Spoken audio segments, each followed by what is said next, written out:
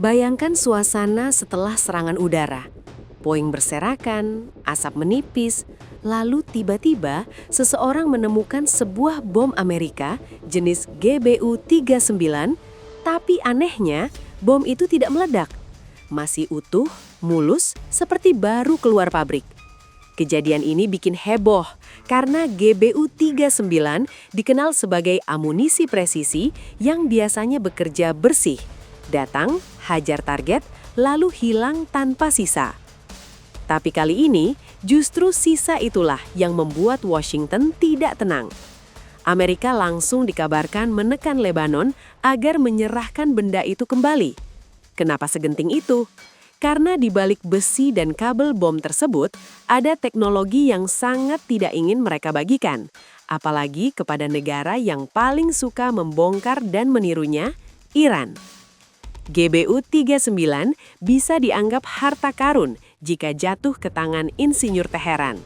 Sekali mereka bedah, dipelajari, dan dipahami, bukan tidak mungkin sebuah versi baru lahir, lebih murah, dan mudah diproduksi. Inilah saat di mana sebuah benda kecil di medan perang dapat mengubah dinamika teknologi militer dunia. Di balik kemampuan Iran membongkar teknologi canggih, ada kisah panjang tentang keterpaksaan yang akhirnya berubah menjadi keunggulan. Selama puluhan tahun, Iran hidup dalam embargo ketat. Banyak teknologi barat ditutup untuk mereka.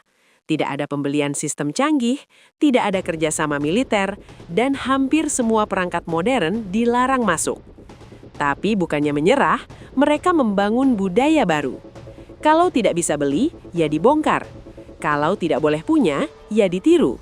Dari drone, rudal, sampai sistem elektronik yang rumit, semua dijadikan bahan belajar. Lama-kelamaan, mereka menjadi ahli rekayasa balik. Bahkan negara seperti Rusia kini mengakui kemampuan Iran dalam membedah teknologi barat. Di era 2010 hingga 2025, jumlah perangkat rampasan yang sampai ke tangan Teheran meningkat drastis melalui perang, operasi sekutu, hingga penyitaan di laut. Bagi Iran, setiap benda asing bukan sampah perang, tapi dokumen rahasia yang tinggal diterjemahkan. Mesin, chip, sensor, semua dibaca dengan telaten. Ini menunjukkan satu hal, kadang pembatasan justru memunculkan kreativitas yang tidak pernah dibayangkan. Titik balik besar terjadi tahun 2011. Sebuah drone siluman RQ-170 Sentinel, banggaannya Lockheed Martin, jatuh di Iran dalam kondisi hampir sempurna. Washington langsung panik dan menuntut pengembalian. Teheran, mereka hanya menjawab santai, kami akan membedahnya. Dari situlah cerita baru dimulai. Drone yang dirancang sulit dilacak dengan teknologi cat siluman, bentuk aerodinamis unik dan sistem avionik canggih, tiba-tiba menjadi buku pelajaran terbuka bagi Iran. 5 tahun kemudian, dunia terdiam ketika Iran memperkenalkan Shahed 191. Sekilas wujudnya seperti adik kecil RQ-170. Sudut sayapnya mirip, lekukannya sama, bahkan aura pesawat silumannya terasa. Yang bikin Washington makin gelisah, RQ-170 adalah drone intai. Shahed 191, drone tempur bersenjata. Teknologi barat bukan hanya ditiru, tapi ditingkatkan. Ini momen di mana Iran membuktikan bahwa rekayasa balik mereka bukan iseng-iseng, tapi strategi jangka panjang. Shahed 191 lahir bukan sebagai salinan buta. Iran mengubah drone intai menjadi platform serangan. Mereka menambahkan ruang senjata, memodifikasi sistem navigasi, dan membuatnya mampu beroperasi hingga 5 jam, setara dengan drone Amerika. Tahun 2018, Hizbullah menerbangkan versi ini di atas Israel. Dunia mulai sadar, hasil rekayasa Iran tidak lagi sekedar copy-paste. Yang lebih mengejutkan terjadi pada 2023, ketika versi mirip Shahed 191 dipakai Rusia dalam perang Ukraina. Dari satu drone yang jatuh di Iran bertahun-tahun lalu, kini teknologi itu berputar ke beberapa medan perang. Ini memperlihatkan pola yang sama. Setiap barang rampasan bisa berubah menjadi senjata baru, lebih terjangkau dan bisa diproduksi massal oleh sekutu Iran. Dan inilah yang membuat AS dan Israel makin khawatir. Tiruan murah tetapi efektif bisa menjadi ancaman strategis. Setahun setelah kasus RQ-170, Iran menunjukkan kejutan lain, Shahed 129. Dari bentuk badan, sayap, hingga mesin, banyak yang bilang drone ini seperti kembarannya Predator MQ-1. Sumbernya, dugaan kuat Iran mendapatkan bagian-bagian Predator yang jatuh atau direbut di Irak dan Afghanistan. Tapi yang membuat dunia kaget bukan tampilan, melainkan performanya. Shahed 129 punya jangkauan hampir 3 kali lipat Predator dan bisa terbang lebih dari 24 jam. Saat Amerika pensiunkan MQ-1 Predator, Shahed 129 justru naik daun dan menjadi tulang punggung operasi udara Iran, termasuk di Suriah. Ini memperlihatkan hal penting. Iran bukan hanya menyalin, tapi menambahkan fitur yang membuat tiruannya lebih relevan dengan perang modern. Rekayasa balik Iran ternyata tidak berhenti di udara.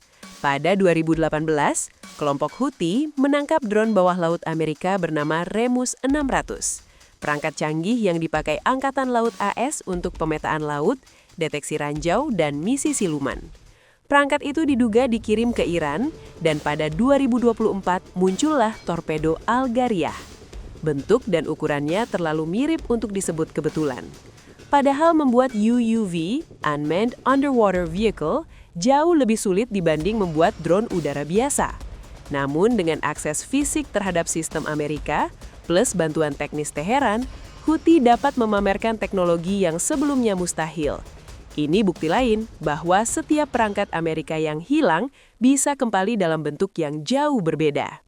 Pada 2025, Iran memperkenalkan GM118, rudal pencegat jarak pendek yang membuat analis geleng kepala.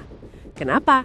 Karena spesifikasinya mirip sekali dengan Coyote Block 2 buatan Amerika. Padahal, Iran bahkan tidak pernah memiliki satu pun unit Coyote. Jadi dari mana referensinya? Dugaan paling kuat, Rusia mengirimkan rampasan perang dari Ukraina ke Iran untuk dibedah.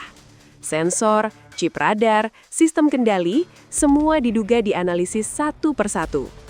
GM118 menjadi bukti bahwa Iran bisa membangun teknologi yang bahkan tidak pernah mereka lihat secara operasional cukup dari sampel rampasan. Dan inilah yang membuat banyak negara berhitung ulang sebelum mengirim senjata canggih ke Ukraina. Pada 2012, Iran memamerkan drone Scan Eagle Amerika dalam kondisi cukup utuh setelah berhasil menangkapnya. Tidak butuh waktu lama sampai versi tiruannya muncul, Yaser. Drone ini kemudian diproduksi massal dan digunakan di Suriah, Irak, serta oleh kelompok sekutu Iran. Bahkan, satu unit Yaser pernah diberikan langsung kepada Komandan AU Rusia. Sebuah pesan simbolis bahwa teknologi rampasan kini menjadi alat diplomasi militer. Dalam kasus ini, Iran bukan hanya meniru, tetapi membangun jaringan distribusi yang membuat teknologi tiruannya dipakai di berbagai front.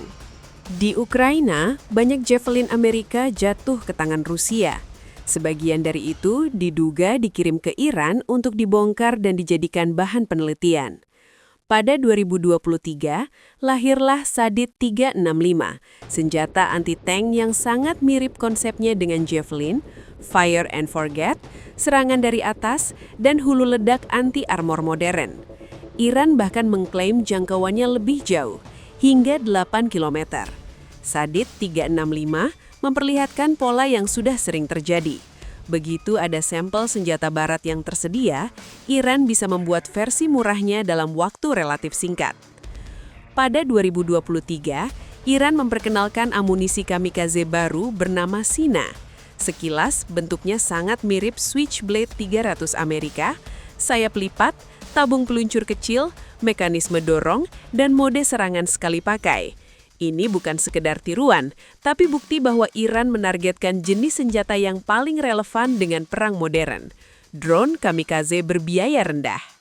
Sina dapat diluncurkan dari darat, kapal, atau kendaraan taktis. Dengan desain yang sederhana, sistem ini dapat diproduksi cepat dan dalam jumlah besar, membuatnya berbahaya dalam perang asimetris.